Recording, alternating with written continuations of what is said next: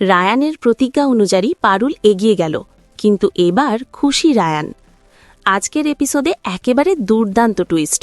শুরুতেই সংযুক্তার জেল যাত্রা, বসুবাড়ির সবাই মিলে তাকে পুলিশের হাতে তুলে দিল।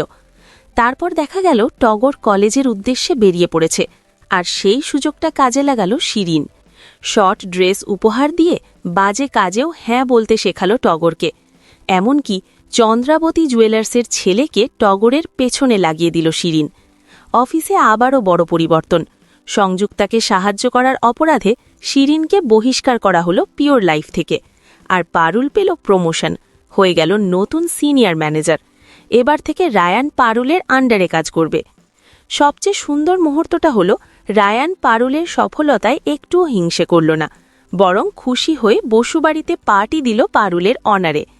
এখানেই প্রশ্ন, রায়ানের প্রতিজ্ঞা ছিল পারুলকে হারানো, যাতে সে প্রমাণ করতে পারে যে সে পারুলের যোগ্য। কিন্তু আজকে তো দেখা যাচ্ছে পারুল এগিয়ে গেল আর রায়ান খুশি হল।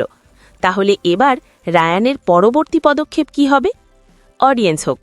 রায়ান কি এবার তার পাগলামি ছেড়ে দিয়ে পারুলকে মনের কথা জানাবে, নাকি আবারও প্রতিজ্ঞার পথে হাঁটবে? পারুল রায়ানের সম্পর্ক কি এবার নতুন মোড় নেবে? দেখুন পরিণীতা প্রতিদিন রাত ৮টায় শুধুমাত্র জি বাংলায়।